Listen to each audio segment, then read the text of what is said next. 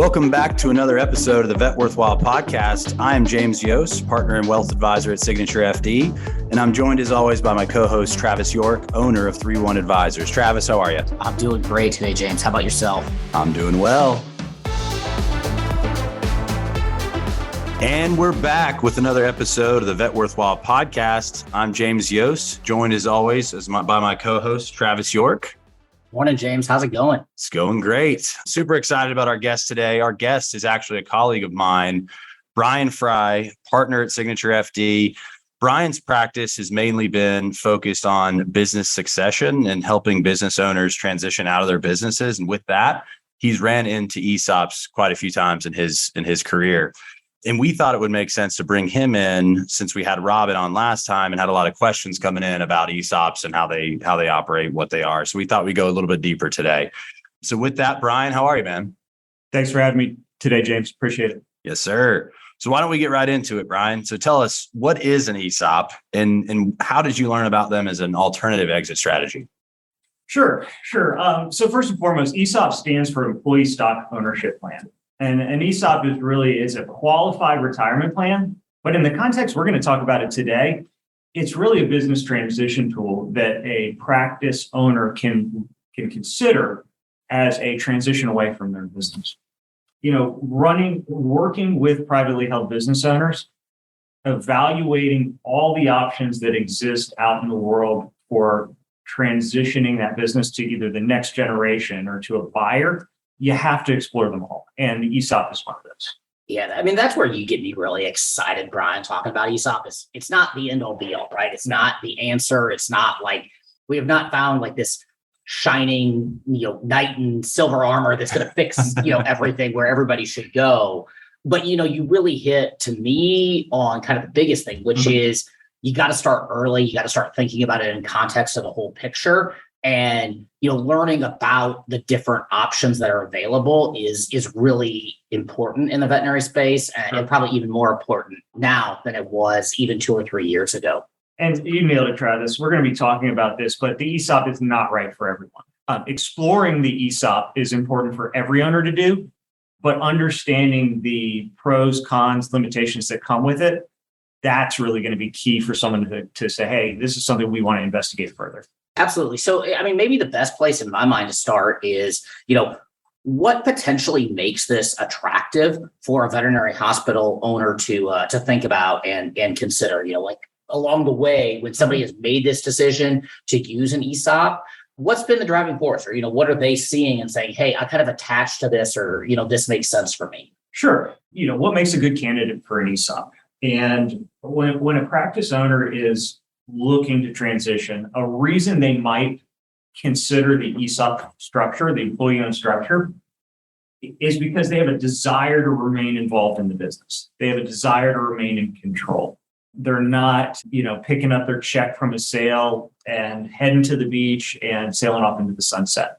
An ESOP is really a transition tool that has a timeline attached to it. You're not walking away the day that sale closes. So first and foremost, we want to make sure that, a good ESOP candidate is someone that's not ready to hang it up today. Mm-hmm. Oftentimes they're really legacy motivated. They're mission motivated. They care about their employees because when the, versus going to sell to a third party, they're remaining involved. They're remaining in control. And as a part of this ESOP structure, they're transitioning ownership into practice to all their employees, not just the next generation of veterinarians, but everyone that works in the practice has an ability to become an owner. And what that does for the culture, I mean, we'll talk about that, but what that does for performance and growth, retention really needs to be explored as well. It sounds pretty cool, but I guess, James, you and I have been doing this for a while. We've talked to a lot of vet owners. Obviously, we had a great conversation with Robin. She highlighted a hospital who, has chosen this path, but this is probably not a super common path in veterinary medicine. Any insight on maybe why that's not been, kind of a path that people have gone down up until this point? It's a great question. Recently, I know in the vet space, there's been a tremendous amount of acquisition activity at really high multiples. So we'll talk about the multiples at which you can sell your company into an ESOP. And I think it'll be important to understand the structure to see where that conversation comes in. So that's one of the reasons that someone might not consider an ESOP. It also takes some time, right? Like that's another big factor in this is just, you can't get up and be out with an ESOP in 2 years. Well, I think with any exit strategy, planning should start well in advance, years in advance of the time you're going to pull the trigger. And the ESOP is no different. The more time you can allow to get acquainted with the structure, to dive in and see how it fits specifically with you, your practice, your employees, the next generation of management, the more time you can spend on that initial due diligence, the more success you're going to have on the back end. Let's dig into that though, a little bit. So let's just say hypothetically, a hospital owner has heard of the concept, they've listened to our pod, whatever the case may be, where they're introduced to an ESOP. You talk about the exploration period. How do they actually go about conducting an analysis on this? I as I mentioned, I start with the owner working, with a trusted advisor, your financial advisor, your CPA. You're going to want to start to do some initial education. I think before you dive into the nuance and the finance, the financials and the details of an ESOP structure, it's important to determine if it's right for the owner and it's right for the business. So you're looking for an owner that, has a desire to set up a succession plan, has a desire for their business to remain an ongoing concern. Maybe you have an owner that may want to consider a partial sale, something that an ESOP is really friendly to. So at the end of the day, it's just a conversation. Yeah. So it's just a conversation with someone. It's not scary. You don't have to provide any financial information. You don't have to get, your personal financials explored. It's just reaching out to people who know what an ESOP is and start having a conversation. Learning about what an ESOP is and what an ESOP isn't, because there's a lot of myths. There's a lot of, misconceptions out there about what an ESOP actually is, how it's structured. So the first step in my eyes is having a conversation with someone who knows enough to share with you the pros and cons and saying, hey, does this fit me as an owner? Once you've determined that you like the timeline, the period you need to be involved, what it looks like for your employees, the next thing you're going to do is go to an ESOP consultancy group, someone that all they do is ESOP planning.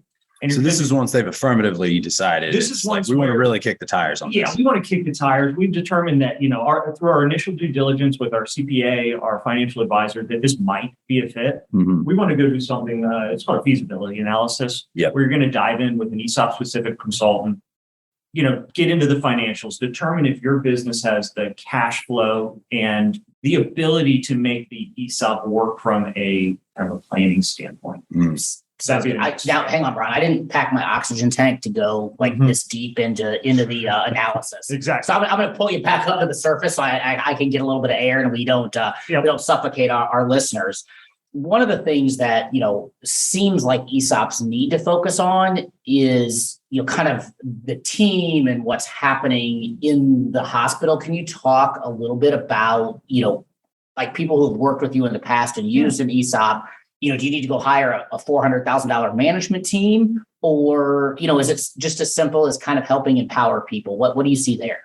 That's a great question, Travis. And the next generation of management is such an important conversation with an ESOP versus a sale where you're giving up ownership and you're leaving the business. You don't need to go out and hire a high-powered, high-priced management team. The best ESOPs empower those that are already there, that have grown with the company to the point where an ESOP makes sense. And I think for a practice owner, clear, transparent communication and empowering that next generation, that next management team, that's what allows you to be successful in exiting the business, because they're the ones that are going to step into your shoes and have to keep that business running, keep that business growing, keep the value of the shares in the ESOP growing. That's what makes an ESOP really successful. So so there is a responsibility factor 100%. For that owner if they want a successful ESOP. And that's kind of one of the biggest differences between a full succession is when you execute on a succession, it's kind of over. And I talked about characteristics, and it's an owner considering an ESOP needs to plan to be in the business for at least another 5 years. Well, so let's get into the timeline too. And we're going to dive into some of the details on the process here in a minute. But with respect to the transition, so you were just talking about how long the actual process takes. And then we also earlier talked a little bit about how far in advance we need to be thinking about these things. Earlier the better. Yeah. So is there a specific timeline, like that, how long the planning would take before they actually decide to pull the trigger on an ESOP? What does that look like? Yeah. Let's say, an owner's determined that this is a good fit and they've found firms that they want to work with. They've built their team. From that point forward, you could have an ESOP in place and functioning, I'd say, in about 6 to 12 months. I'd say on average. You could drag it out more than that, of course, but on the low end, I'd say about 6 months to really do a good job in putting it together, putting the plan documentation, getting your valuation done. I mean, I've been around the veterinary space, right? And I hear you talk about, ESOP attorney, ESOP consultancy firm. It sounds like there's multiple people that have to come into this pot to make it work. If I'm a veterinarian who's getting up every day trying to run my hospital, trying to take care of my team, trying to grow my business, trying to maintain its success, who is it that I should go talk to start to meet these people? Certainly. Your financial advisor is going to be a great place to start. They're going to have the network, the knowledge to get you started down that road. And then they're going to know where to find the expertise to take you the rest of the way. So I'd recommend starting with your advisor. Very quickly, you're going to need to bring in your tax counsel, your CPA, your tax advisor, understanding because the ESOP offers some really unique tax opportunities or tax advantages, but you're going to want to bring in your tax accountant as well.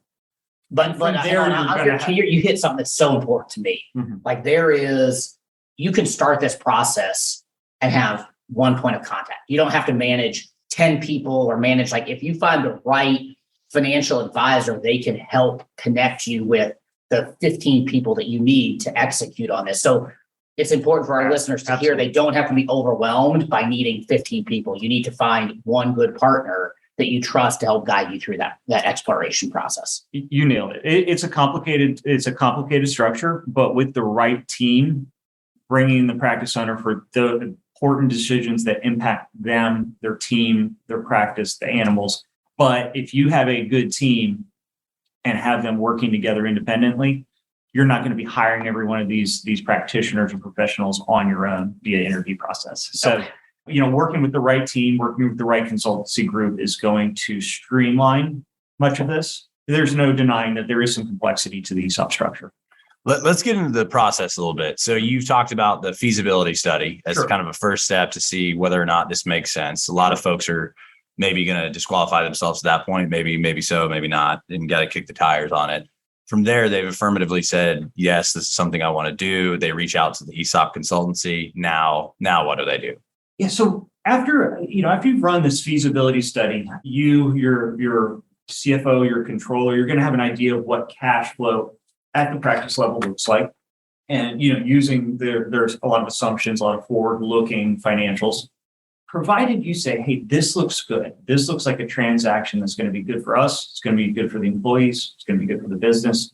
The next step there would be evaluation. And that's something where third-party, independent, going out and getting evaluation of your practice. With that information paired with the feasibility study, you're going to have all the insight in hand to determine if you want to pull the trigger on a transaction. So evaluation is an interesting question, right? Again, it comes up a lot. I've been running around the veterinary space probably longer than I really want to admit. I go back, being around the veterinary space in the days where the owner financing the new owner was the only way that these transactions happened, and they were valued at whatever the prior owner wanted to sell it for, and the amortization schedule was whatever it took to make the payments work for the hospital.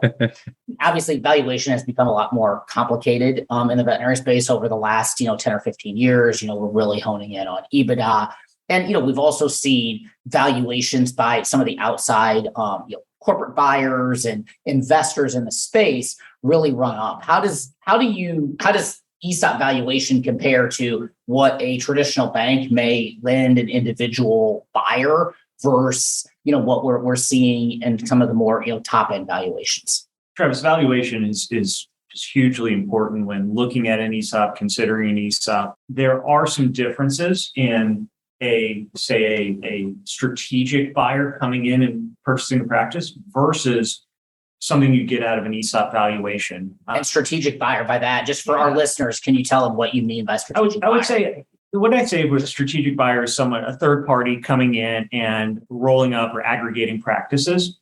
They have the ability to pay whatever they want for the practice. They have the ability to make an offer that once acquired, they're able to get inside that business, make cuts, make changes that make that a profitable transaction for them.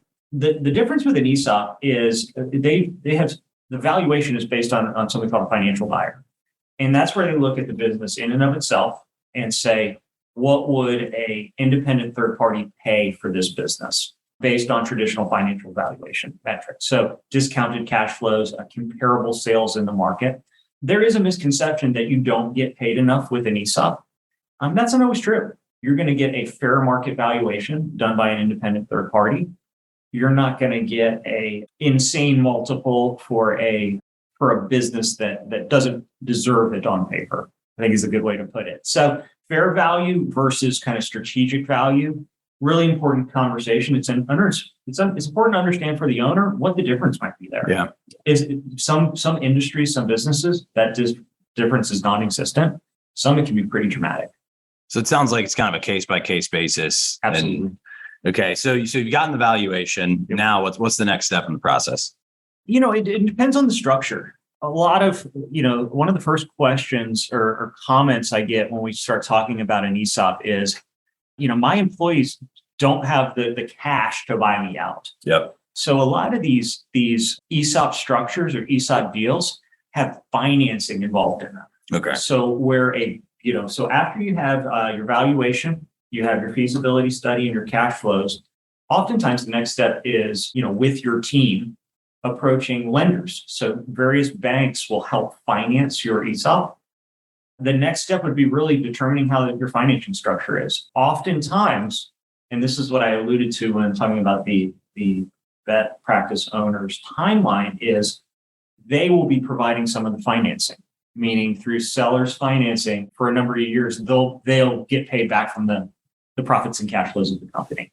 So next step is really determining the financing structure, getting that in place. Okay. Where do we go from there? Implementation. Once you sign the dotted line, you've got your financing in place.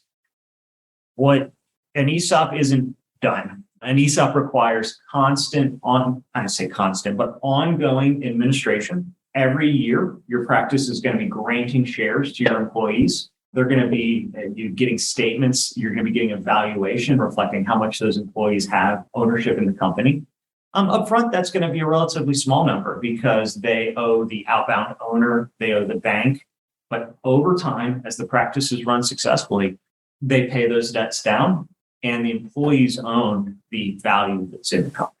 So part of really successful ESOPs is communicating that to the rest of the team, educating them much in the way your team will educate you on an ESOP. Then going to the employees and sharing that with them, how they become owners, and they don't pay for their shares. These shares are granted to them over the years through their participation in keeping the business ongoing and successful. So it's ESOP owned companies, retiring employees oftentimes do very well in these programs in terms of augmenting retirement. It's exciting. One thing, I think we've just covered so much. I don't want to overload everybody with more information. I think maybe a great place to, finish up on your thoughts here would be maybe sharing with our listeners, what are some, key or big ESOPs that exist? Where have we seen ESOPs executed before? And then what do people inside of those companies, whether it be employees, whether it be families that own those businesses, what do they see? Or even on the outside, the consumers that are in those businesses, spending money, what are the benefits of an ESOP? Great question, Travis. So there are over 6,000 ESOP companies here in the United States holding for their employees, over $1.5 trillion in assets. So they're more common than you think. One of the biggest, actually the biggest ESOP out there is, for those of you in the Southeast, is Publix grocery stores. So, when you walk into a Publix, when you're walking around a Publix, you're looking at not just employees, you're looking at owners. In addition to Publix, WL Gore and Associates. So if you've ever worn a pair of waterproof boots, the manufacturing company behind Gore-Tex is a very large ESOP here. Hy-Vee Groceries, Safeway Groceries, Gray Bar Electric out of St. Louis. So a lot of big firms out there, thousands of employees, are actually ESOP firms. Very cool. So Gray Bar's the trucking company. Well, yep, the electrical distributors. You see the trucks around town, I'm sure. Now, obviously, what you mentioned there is really large companies, right? Sure. Thousands of employees and, significant management structure. How do you think that translates, or, have you seen in your execution, maybe in working with more of a family-owned business that is, a smaller number of employees, right? It's great that Hy-Vee or Publix, for us down here in Atlanta, I mean, I feel like there's a Publix 100,000 plus employees. Yeah. How does that work for some of these, companies that maybe you've worked with that are not Publix, or maybe you were the one that helped Publix become an ESOP? And ESOPs are appropriate for large firms, but they're just as appropriate for firms on the smaller firms. In fact, of the roughly 6,000 plus ESOPs in the country, 3,400 of them have less than 100 employees. So ESOPs are not just relegated to super large firms. You can have an ESOP with as few as 10, 20 employees, depending on your structure. So yes, you can put in, the ESOP it's not right for every firm, but size is just one of the factors. No, that's great. This has been really helpful. Before we wrap up with a summary, I think we need to talk about the tax benefits a little bit. So can you get into some of the potential tax benefits that come with doing this alternative succession option? Yeah, it's one of the interesting parts of an ESOP is it comes with some tax advantages. The departing owner, the selling shareholder, has the opportunity to, when structured correctly, defer some of the taxation at that sale. And then the business, once it's owned by the ESOP trust, is going to be offered some really unique tax advantages as time goes on and as the business continues to operate. So because it's a qualified retirement plan, much like a 401k, it lives in that same code section, it's going to enjoy some tax advantages along the way also. So I encourage you to talk to your team and your tax advisor to see, hey, how might these impact us in our practice if we were to do an ESOP? So potential tax benefits to the owner, potential tax benefits for the employees who will eventually effectively own the entire business. The ongoing business is going to enjoy some unique benefits as well. So definitely worth once you've determined that the ESOP might be a good fit for you, it's important to explore to see how those benefits might apply to you. No, that's great. I know that we've had some time here to dig into some of the details. At some point, we think it'll probably make sense to do a deep dive on the topic and have a slide deck, maybe a webinar, possibly an in-person event. So we'd love to have you come back and dig into that. Obviously, as clients and folks out in the community have questions, we'd love to be able to wrap you into those conversations. So just to summarize, so the ESOP it's an alternative ownership structure, an alternative succession. Really need to explore all the options before you make any decisions on your succession. Usually a good candidate's going to be somebody who's not quite ready to retire, who wants to be more involved. They want to have more of a controlled legacy, as I would call it. This can all be done with one point of contact that's running the situation, quarterbacking it for you. Obviously, there's other people involved, but it's not you have to go out and manage a team of 15 people, as Travis said. There are some great potential tax benefits that we can discuss in more detail on a case-by-case basis. But ultimately, I think the most important thing is that the employees own the value over time. That's the most important thing, I would say. Don't want to take words out of either of y'all's mouths, but that's what I'm hearing is the most important thing is they own the value over time. It's a really unique way to have your employee team from top to bottom build wealth alongside of you as you continue to grow the practice together. ESOP firms show, there's studies out there that just show that they grow faster, they have higher retention, they're able to hire with more ease. So a lot of unique benefits that I think you nailed it, James, that the employees receive in addition to the owners. I did hear one last thing on the employees is communication. You highlighted, it's not just like hey, I made an ESOP and now the employees know exactly and they're going to be super aligned. Their successful ESOPs have a concerted effort into education and continuous investment into that team. And it's important, again, to make sure you do that. Otherwise, you're probably not going to recognize the benefits of that. Travis, well said. And, if you put together, if you have a strong ESOP team, they're going to get in there and help you do that with your employees. Awesome.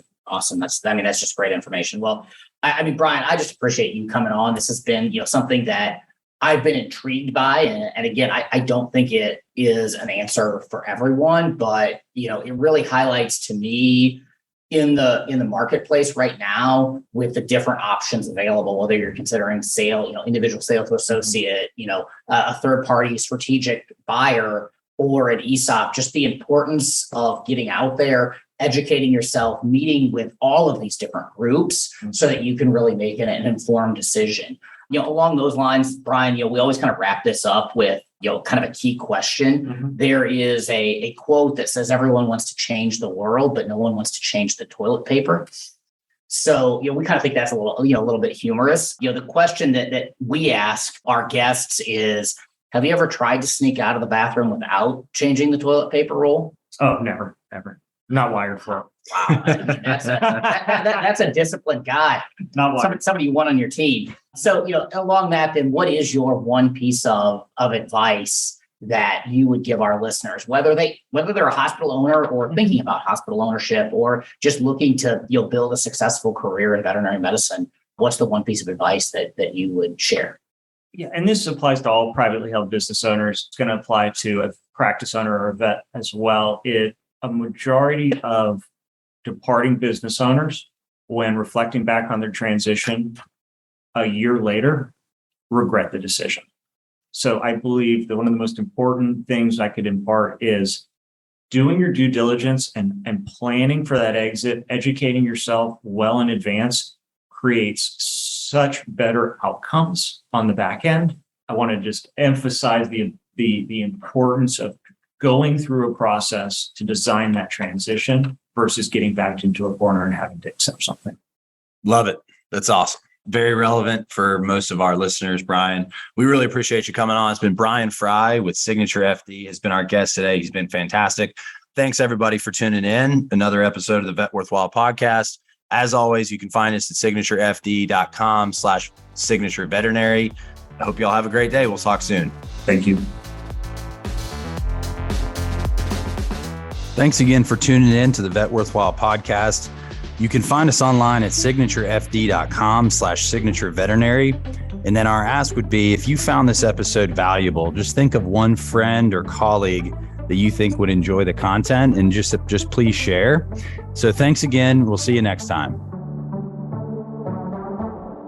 Travis York is the owner of 3-in-1 Vet Advisors and a partner of Signature FD. 3-in-1 Vet Advisors is a veterinary consulting and strategic planning firm of which Signature FD has no involvement or ownership.